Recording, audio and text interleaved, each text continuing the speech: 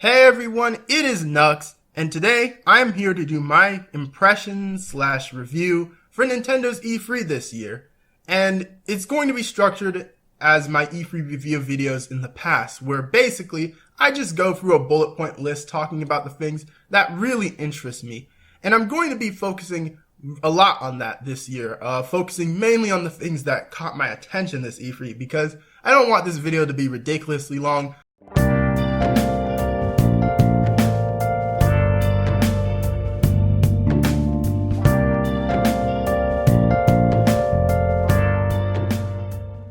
And I don't want to ramble about things that obviously I don't care about, so I'm going to try and trim the fat of that in this video. So let's not waste any more time and dive straight into things. So before we get to Nintendo's E3 Direct itself, what I want to talk about first is a few events that occurred before their E3 that I think are at least somewhat noteworthy of mentioning. Firstly, the Super Mario Maker 2 Direct. Some people were confused that I didn't make a follow-up to my Super Mario Maker 2 video, and I didn't give my thoughts on all the new things that have been revealed for that game. And basically, all you need to know is that that Super Mario Maker 2 Direct was a 9 out of 10 Direct. It was nearly perfect. It had almost everything I wanted out of a Nintendo Direct, showing us the basics of the game, showing us all the cool new features, revealing a ton of amazing things, and it's just Super Mario Maker 2 looks so much better than I was imagining. They're going all in with this game. Originally, I thought it was just going to be, okay, well, it's going to be Mario Maker again. They're going to have some new tools, obviously, some new themes and all that stuff. But no, they've gone completely crazy with this game. We're getting a story mode. We're even getting online multiplayer. Absolutely insane. Though, with the online multiplayer, there was a bit of an incident with it when it came to Super Mario Maker 2. So, Super Mario Maker 2 was looking pretty perfect for the longest time after that Direct. After that Direct, it was a home run for this game. This game was looking absolutely amazing. Definitely worth a day one buy. But an incident happened where Nintendo revealed a few negatives about the game as we got closer to launch. And it kinda not necessarily killed the hype, but it definitely put a huge damper on it. The first, and probably the biggest incident, was them revealing that you would not be able to play online multiplayer with your friends. Which is absolutely stupid, because why would you have this great online multiplayer system for a 2D Mario game for the first time? I've been waiting for them to add, more online multiplayer aspects in their games for the longest time. And 2D Mario has been one of them.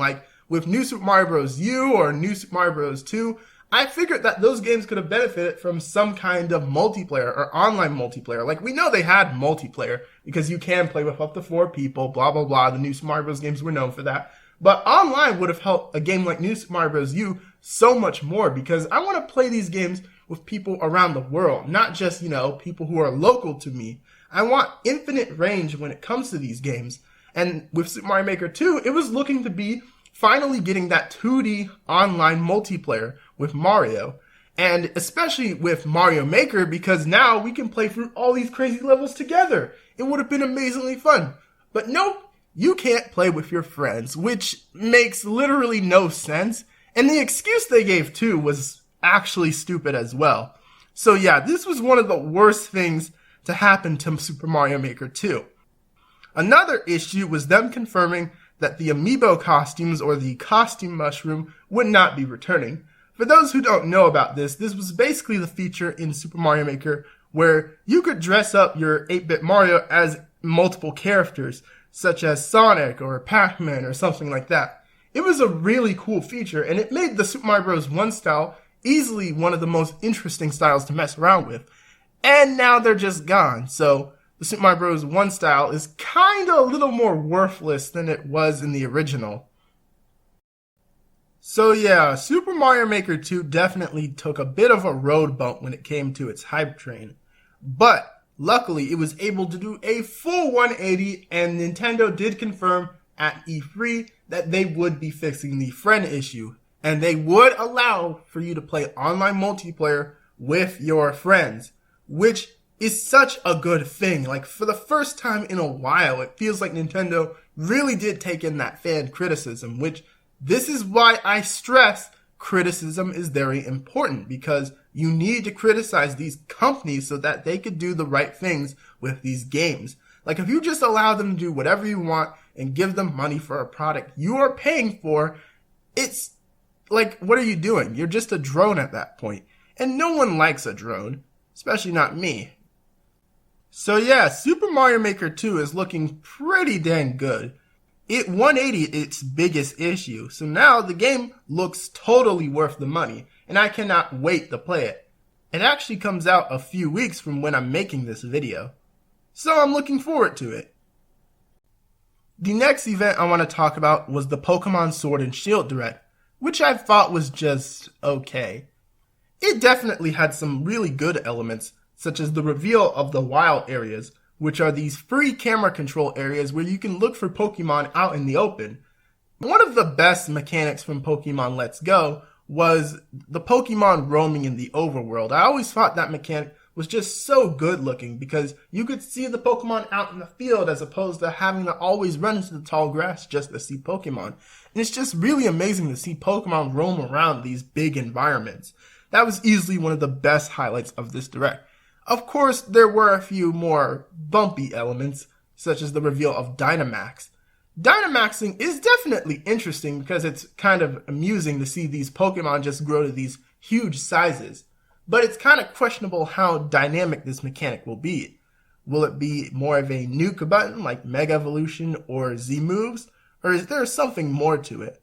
I guess we just have to wait and see. But yeah, I thought this Sword and Shield Direct was pretty okay. And the games were looking pretty good. You know me, I pretty much always get Pokemon games. The only ones I've ever skipped was Ultra Sun and Ultra Moon. But besides that, I've practically enjoyed every Pokemon game that I've picked up. Of course, that's not to say every game is perfect, because trust me, multiple of the Pokemon games have their flaws, for sure. But overall, I was really excited for Pokemon Sword and Shield at this point. If only I knew how bad things were going to get a few weeks later. But we'll be coming back to that. The other thing that was not so okay was the Pokémon Conference. So, Pokemon Company, Game Freak, or whoever announced a Pokemon Conference very close to this direct. And initially we were all like, maybe they'll finally actually announce some really good Pokemon spin-offs.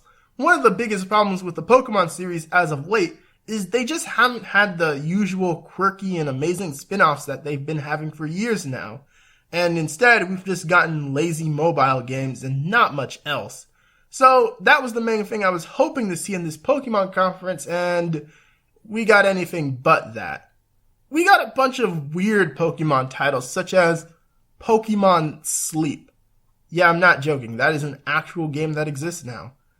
And Pokemon Home and all this other weird stuff. It's like, where are all these cool, quirky spin-off games that we used to enjoy from this series, like Pokemon Mystery Dungeon or Pokemon Ranger? Instead, we just get a bunch of weird spin-offs or mobile games, like just endless mobile games, just because Pokemon Go was a success. It's pretty annoying. So yeah, the Pokemon Conference left a pretty bad taste in my mouth. But the Pokemon Sword and Shield Direct was still pretty okay, so I was still feeling pretty positive on Pokemon. Again, if only I knew what was going to happen a few weeks later.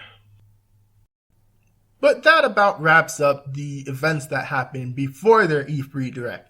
Now, it's about time that we dive straight into the E3 Direct itself and review the highlights for it. So the Nintendo Direct of 2019 at E3 started with a Smash trailer. Wow, so they're just hopping into it.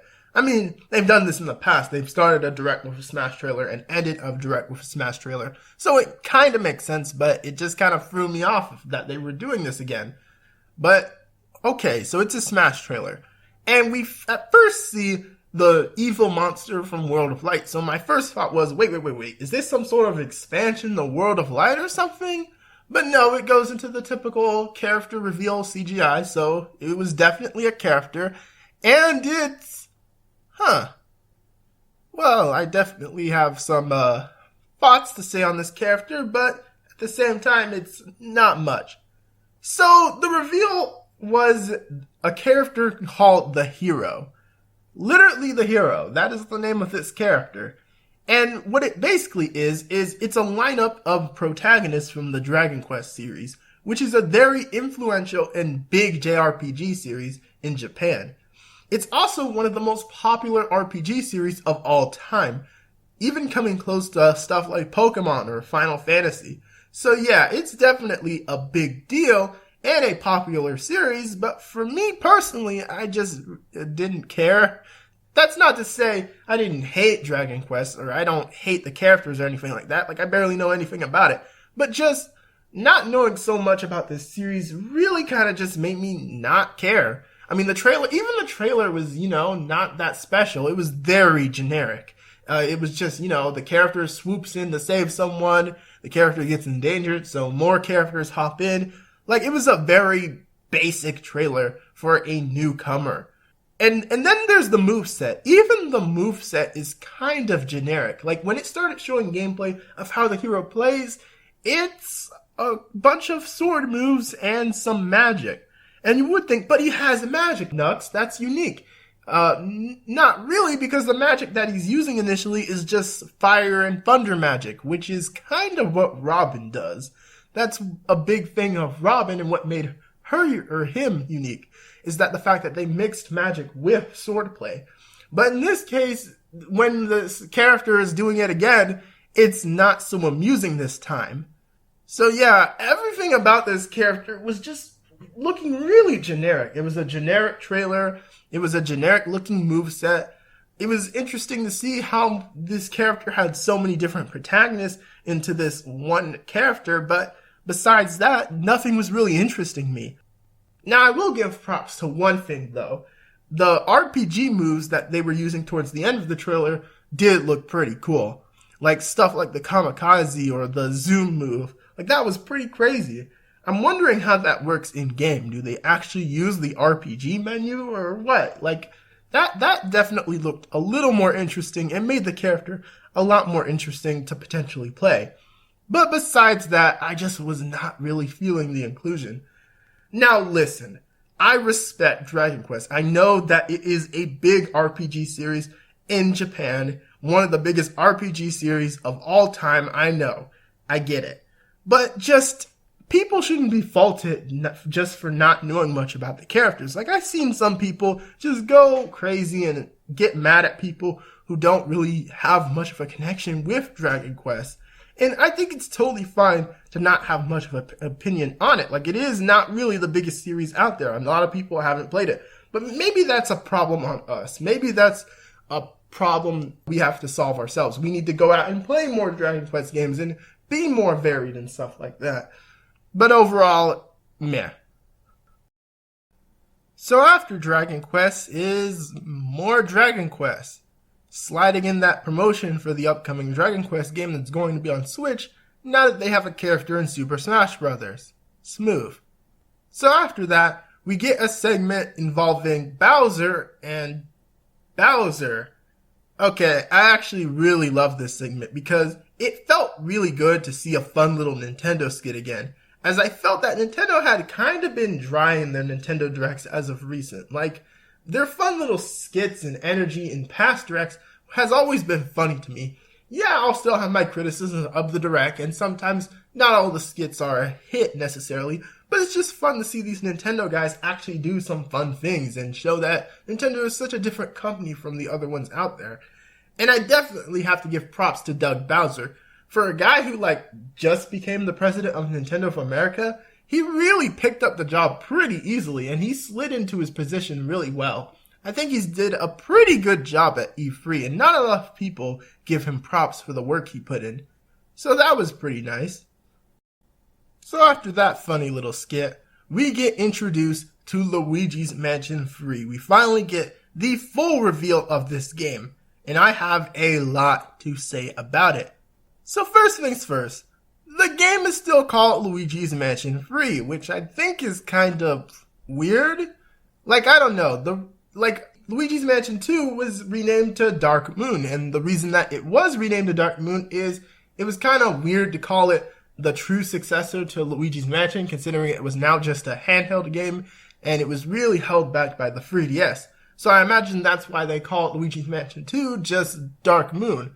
And I assume that we would be getting subtitles going forward, but no, this one is just called Luigi's Mansion 3, which I find kind of weird after the last one isn't even called Luigi's Mansion 2. Like, the least they could have done is called it Luigi's Mansion 2 Dark Moon, but it's just Dark Moon, so going from that to Luigi's Mansion 3 is just kind of strange to me. In terms of the plot, we did get kind of a grasp on it from the opening that was shown off, and I thought the opening was kind of charming. It was kind of weird just hearing random Mario clips and sound effects thrown in there, but it was really cool to see, you know, these characters just being characters for once. It was cool to see Mario and Peach just kind of chilling, not jumping through levels and stuff like that. Like, that's the kind of thing I miss with the Mario universe. Just seeing these characters be a little more grounded and not cardboard cutout of characters. Though in terms of the story of Luigi's Mansion 3 itself, it kind of is a mix between Mario Sunshine and Luigi's Mansion 1. Like, think about it. The plot of Mario Sunshine is Mario and Peach are taking a vacation, and then things go wrong. The plot of Luigi's Mansion 1 is Luigi getting invited to this suspicious place, and things go wrong. That's basically what's happening with Luigi's Mansion 3. Mario, Luigi, Peach, and a bunch of Toads are taking a vacation, and things go wrong. But this is a Mario game, so I'm not looking for the plot necessarily. I'm really looking for that gameplay. And when it comes to Luigi's Mansion 3, I was definitely worried about the gameplay, considering that Dark Moon definitely had a lot of elements that we didn't like. And I was really hoping that this game would be a nice blend between Luigi's Mansion 1 and Dark Moon. Well, it's looking to be the case because they actually did bring back quite a few interesting mechanics that were in the first Luigi's Mansion. They did confirm that portrait ghosts are returning, and we see a few of them in different screenshots in some of the gameplay. We see this one guy, he's a movie director, and he gets Luigi involved in this weird Godzilla boss fight. Or there's this one ghost woman who introduces them to the hotel and is potentially also evil.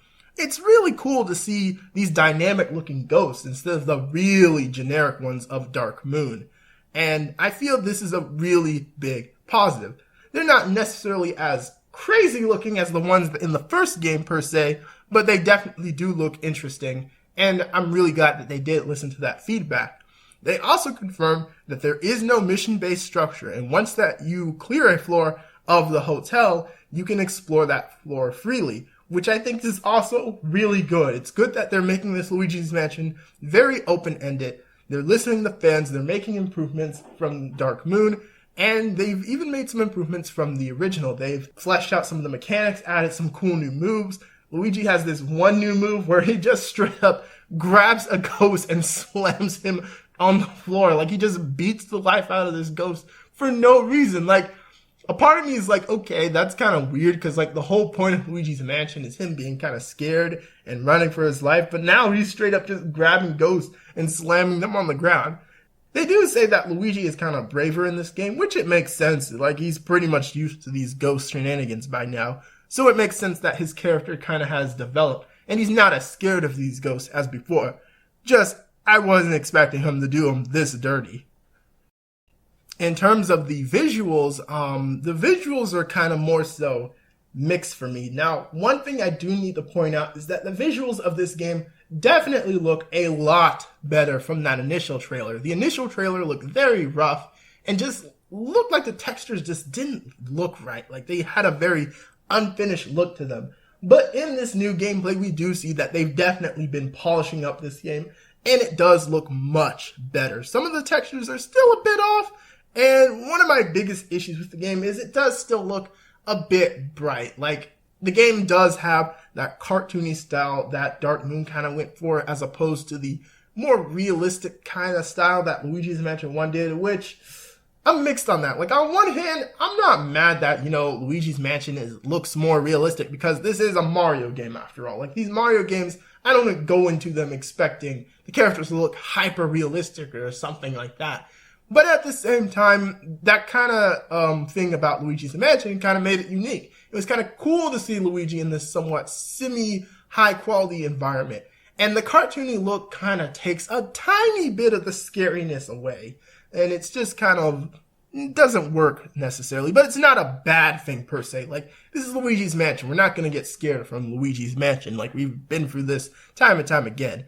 But at the same time, that it's just a mixed feeling, you know? I don't hate how the game looks, but I definitely feel they could kind of turn that lighting down, and they could flesh out the cartoony style a bit more and make it less cartoony, is what I'm trying to say. In terms of Luigi's new partner, his new partner in this game is a character or thing called Luigi, which is a gooey slime clone of Luigi made by 𝗍𝗏. Yeah, 𝗍𝗏's back too. We pretty much all expected that. Which, I'm kind of mixed on this because even in stuff like the multiplayer, you don't play as Mario, Peach, or Toad like I was speculating. You just play as a bunch of differently colored Luigis and Luigis, which I find kind of, I don't know, lame. Like, you know me, I was kind of expecting Luigi to have more unique elements when it came to a series. Like, let Daisy be playable in this series. Like, she's literally in no other Mario games besides the spin-offs. Maybe she could be his partner in this series. But no, have gooey, slimy clone of Luigi, I guess. Sorry, Daisy. You'll get your chance another day. But yeah, that's pretty much all I have to say about Luigi's Mansion 3. I think the game is looking pretty good, and I cannot wait for it. Though we didn't get a release date, which is kind of scary in itself, but I'm really hoping it does hit that October release date. So Luigi's Mansion 3 definitely looked cool and all, but after it, this is kind of where the direct drags for me, for lack of better words. We start off with this game called Dark Crystal something, I don't know, I don't care enough to remember the name. It's just this weird game based off a Netflix series, and they even had a Netflix logo there, which I find bizarre because they don't even have Netflix on the Nintendo Switch yet. So why are you showing us a Netflix tie-in game as a big segment of your Direct? I kind of thought that was stupid. But following that, we kind of get back on track with the Link's Awakening remake. But the thing with this trailer is it doesn't really do much more to excite me. It looked alright. I mean, it definitely still looks like a solid and faithful remake with an okay art style. But again, it didn't really show much new. However, there were some aspects about it that were shown off that were interesting. Firstly, in the treehouse, they did confirm stuff like the color dungeons are coming back. So this remake definitely will still have a good amount of content in it with that. But there's this new interesting feature that's kind of a dungeon maker type of thing. It's definitely limited to an extent because you have to use these pieces to build this structure and all this other weird stuff. But I find it interesting that they're playing with the idea of a Zelda maker, essentially. That, I feel, was the most interesting new aspect that was shown off about this game. But yeah, other than that, I have not much else to say. There was not much else shown. And I do hope that this game is expanded quite a bit with new content because the game is $60, which is kind of ridiculous because the original Link's Awakening is not that long of a game. So I hope they do definitely have some new features in there that does make it worth that $60 price tag. But really though, I just want to see what Wart looks like in this game. So what really solidifies how much this Direct kind of drags is after the Link's Awakening remake is showed off, we then see Fire Emblem Three Houses, which I expected this. I expected that we would see more of this game. But none of this footage did anything to change my mind really. Like, it pretty much was more of the same kind of, it was showing off the game, showing off the generals. They did confirm a few interesting details about this game, such as the fact that the future children feature thing from Awakening won't be in this one. And they also kind of confirmed some other things that were kind of more so based around the older games. So I thought that was kind of cool. But other than that, I just could not bring myself to care about Fire Emblem throughout this E3. They really didn't do any much more interesting to bring me back on board with it. After Fire Emblem, we get a reveal for a brand new game, which is the full reveal of No More Heroes 3. They kind of teased this with that weird Travis Touchdown spin-off that they did earlier on Switch. But now this is a full new No More Heroes, which for those who like No More Heroes, I guess that's kind of cool. I know my friend Sylvan is kind of a No More Heroes fan. He was freaking out during the reveal of this game, but I was just kind of quiet because I haven't played No More Heroes, so that was just kind of like, okay. They showed more off for Daemon X Machina, which, Xenoblade Chronicles X, is that you? Like, it just reminded me so much of Xenoblade X, at least, and yeah, besides that, nothing really else caught my attention with Daemon X Machina. Like, mechs and stuff are cool. It should be a cool game because it has all this crazy mechs and this cool sounding music, but besides that, I just couldn't bring myself to care about it. Didn't pique my interest much. Same thing for Astral Chain. The game definitely looks good for those who do like those types of games, but for me, it's kind of just Like, I didn't hate it. It seemed interesting, and maybe I'll look into it, but it really didn't have much of my attention. So after that, we move on to Pokemon Sword and Shield. Yes, Pokemon Sword and Shield made a brief appearance in this E3 Direct, despite having a Pokemon Direct a few weeks before. And the appearance wasn't really that special. They mentioned this new Pokemon peripheral thing, which is basically kind of similar to the Pokewalker, and that wasn't all that exciting. And they even showed off a new gym leader, which, okay, she looks cool. But yeah, Pokemon's presence in this E3 Direct wasn't that crazy. What was crazy, though, is what happened after the Direct, which I'm going to sidetrack from the Direct and talk about this. So sometime after the Direct, Game Freak decided it would be a good idea to confirm this element about the game that is not necessarily the worst thing in the world. It is definitely a big blow to the Pokemon community. And that was the confirmation that the National Dex will not be returning, which basically means that not every single Pokemon ever will be catchable in Sword and Shield, and you can't bring every single Pokemon over either. And this element pretty much made the Pokemon community explode, to the point where now there's this huge controversy around the games.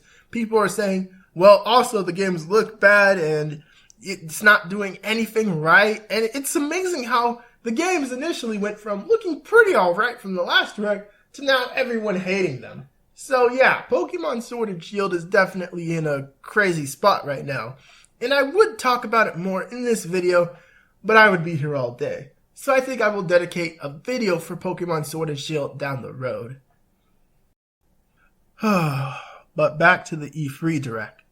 So the next thing they show off is Marvel Ultimate Alliance 3, which is cool. It is still cool that Nintendo is getting this exclusive Marvel game, but from what I'm hearing, the game is not shaping out to be as good as they're hyping it to be.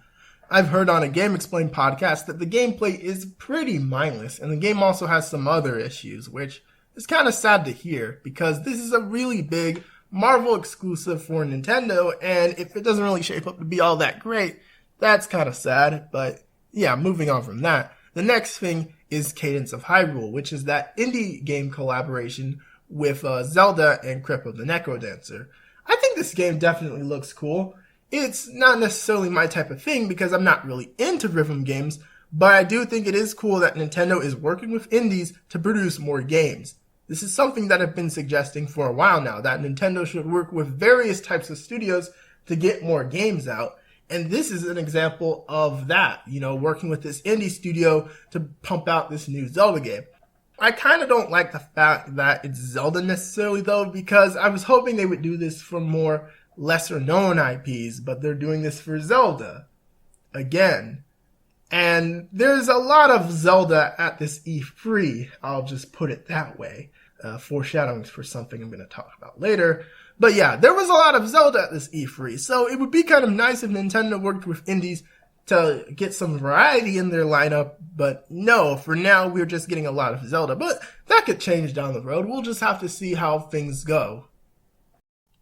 So after that is, dang it. I knew I couldn't go this E3 without having to talk about that stupid blue hedgehog again.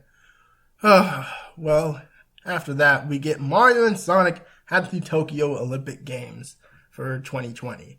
So yeah, they're coming out with another Mario and Sonic Olympics games, and they did the full reveal of this game at this E3. But surprisingly, it actually looks like it could at least be decent this time, at least in comparison to the last few installments.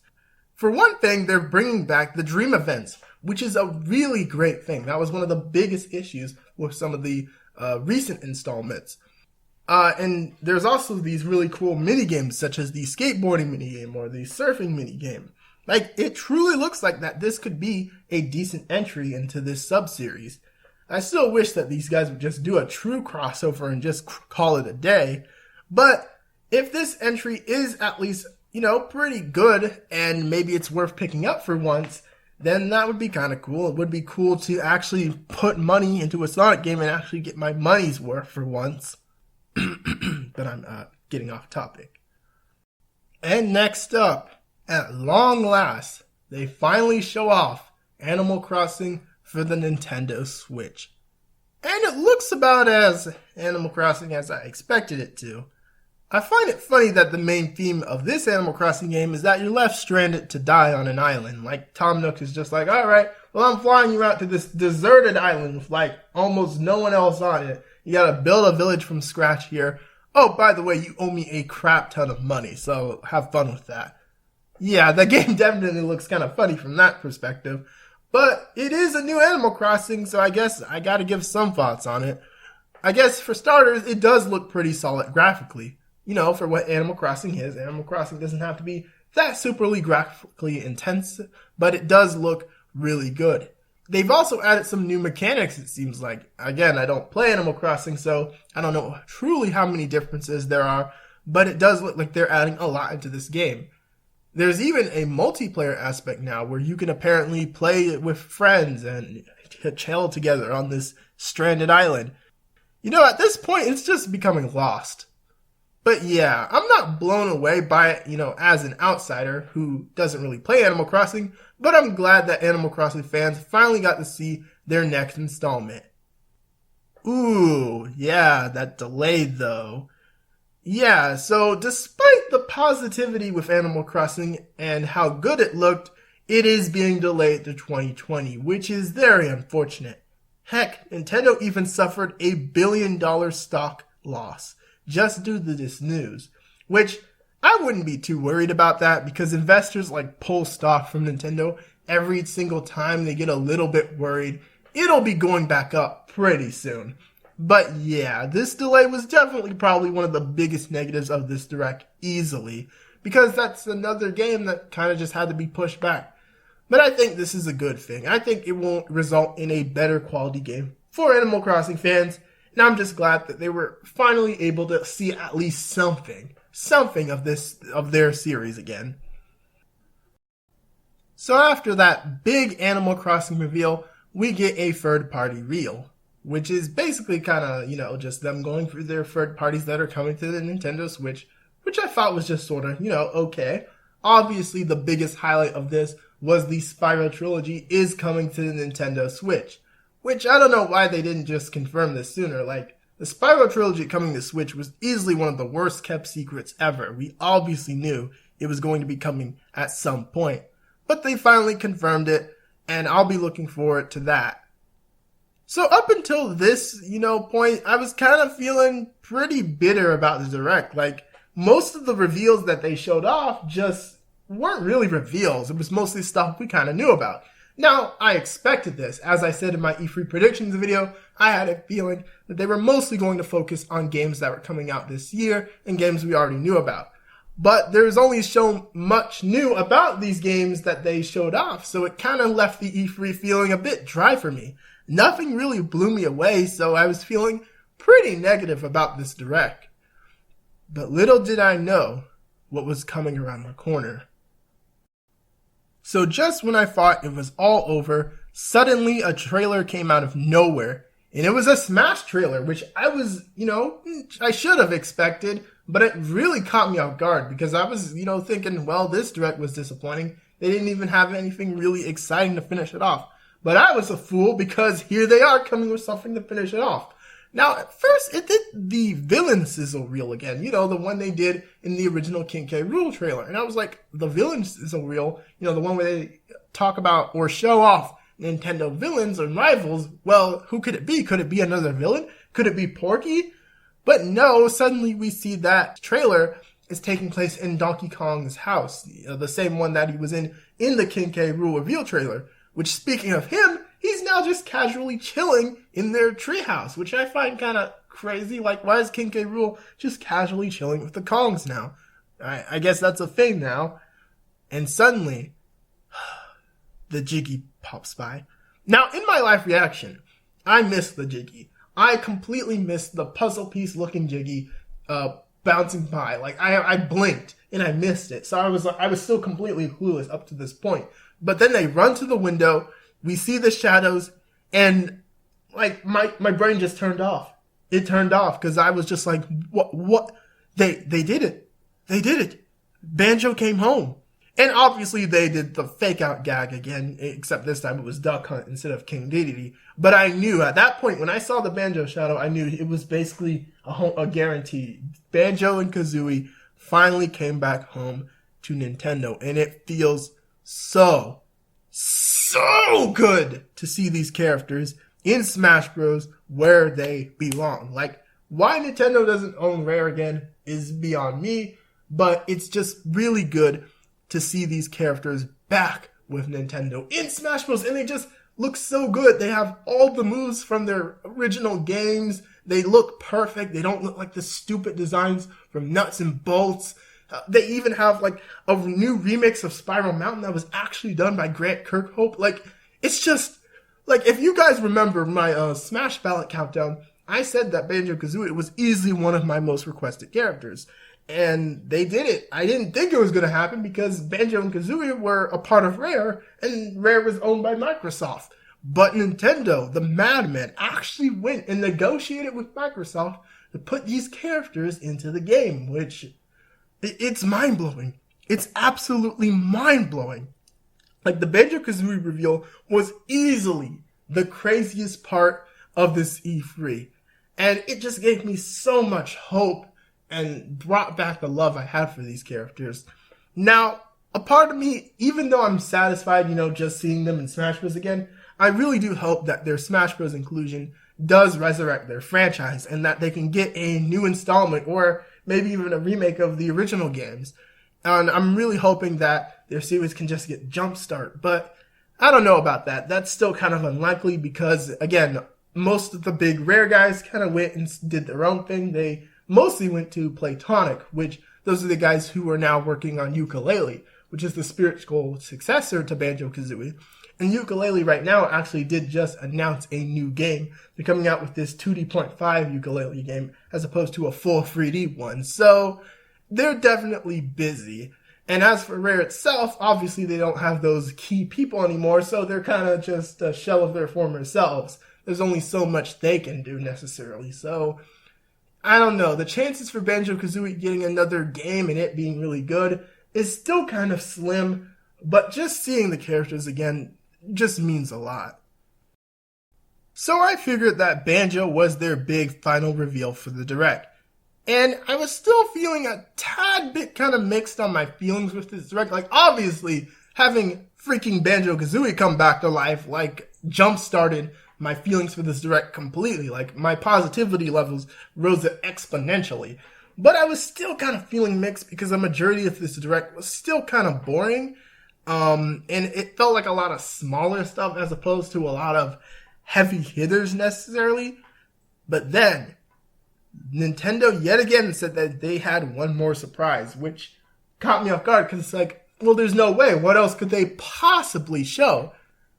So it starts out with this vague look at the trailer and we get this weird shot and I'm like, what could this possibly be? And as soon as it gets to a specific frame, I realize, oh snap, that's Zelda. That's Zelda Breath of the Wild. But they already finished the DLC, so what exactly is going on? They basically came out and confirmed a true, full-on Majora's Mask styled sequel to Breath of the Wild. Just casually threw that out there, like at the end of this Direct, and it's just like my mind, it's in shambles. Like, I was feeling so negative about this Direct, and then they hit me with the Banjo Zelda 1-2 punch, and it like changed everything. It completely changed everything because it's like, Well, how am I supposed to feel about this now? I mean, we all talked about them potentially making a Breath of the Wild 2, you know, them using the engine to build another game and stuff like that. But I didn't think they would actually do it because that was kind of more of a fan speculation kind of thing. They really hadn't done that since Majora's Mask itself. And maybe there are a few other exceptions, you know, they've kind of done that with some of the Wind Waker style games. But besides that, they really haven't done many direct sequels when it comes to mainline Zelda, especially mainline 3D Zelda. But yet, here we are. That's exactly what they did, and it's crazy. I don't really have much else to say about that.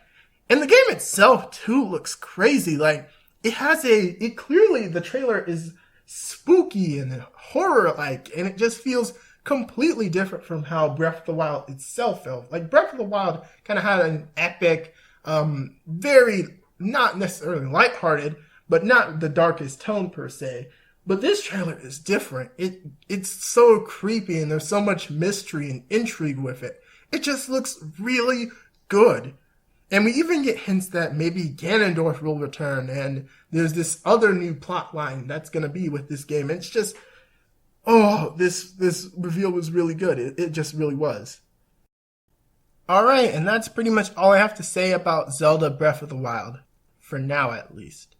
Perhaps I will talk about it in a future video, hint hint.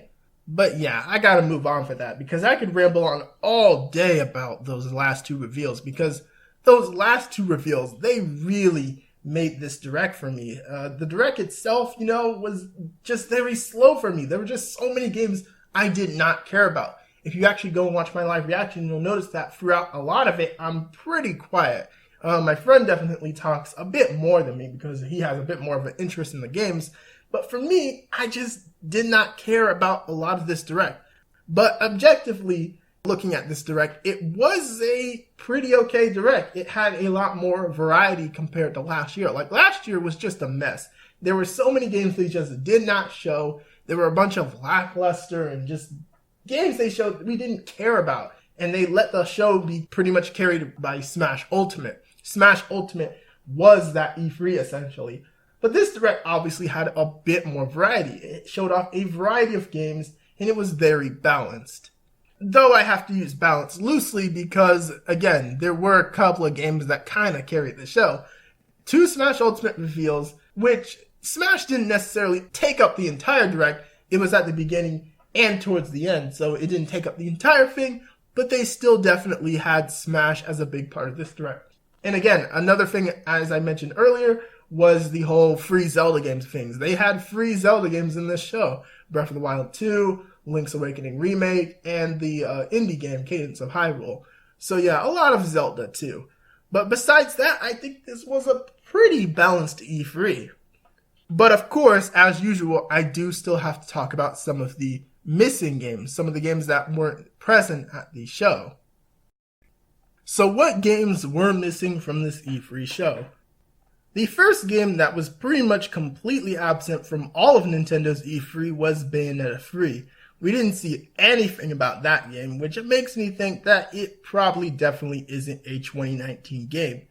Now, despite its absence, Platinum Games did say that progress on it is going smoothly, so that's good to hear, but we just didn't see anything about it. Another game that was missing, Metroid Prime Trilogy. And again, we know this game exists. We know they have a Prime Trilogy for Switch that they're sitting on, but they're probably just saving it when maybe it gets closer to Metroid Prime 4. That's probably the reason we didn't really see it.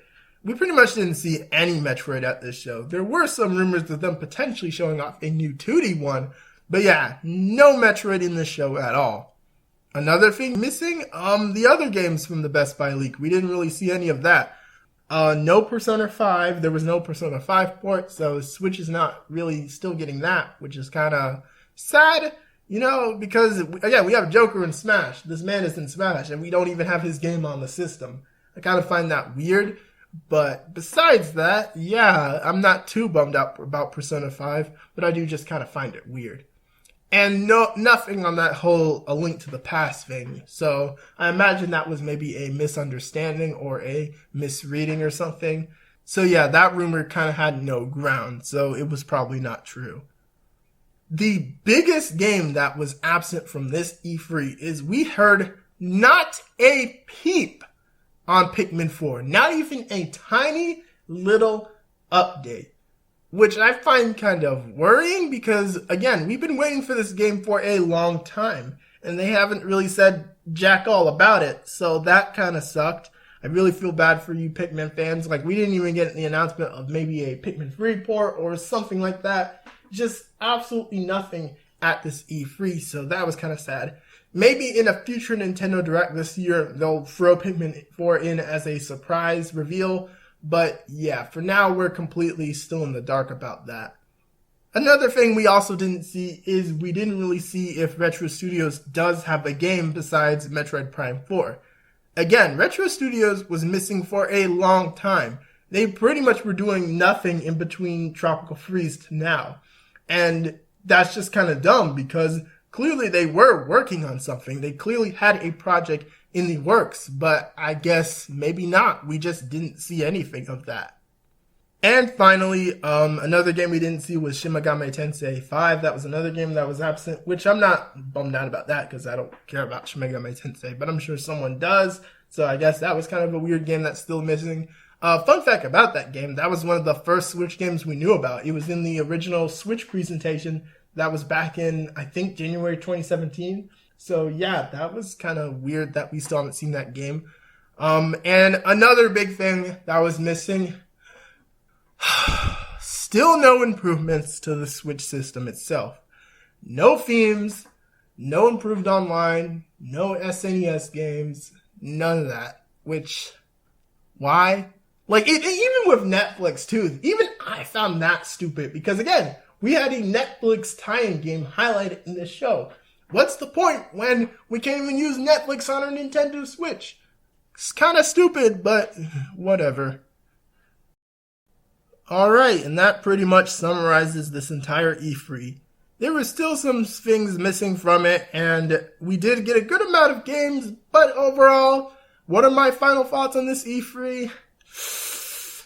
It was just, okay. It was not every reveal was necessarily hit out the park, and there were just so many games that weren't necessarily bad, but I just didn't care about them. So it's really hard for me to score this E3 because objectively, I do think it was a pretty solid E3, especially in comparison to some of the other companies this year. Looking at you, Bethesda. But yeah, it's really hard for me to give this E3 a grade per se, but if I had a gun to my head and I really did have to give it a score, it would be somewhere between a B- or a C+, because, again, it's not like it was a bad show. There was a variety of games. Some of these were some pretty hyped games, like No More Heroes 3 and stuff like that. But it was just a lot of stuff we already seen. There wasn't too many surprises. We did obviously get the Smash character reveals, and we did get hit with that massive blow that was the Breath of the Wild 2 reveal, but that only can do so much on its own to carry an entire E3. But yeah, I would say that this E3 is somewhere between a B- and a C+.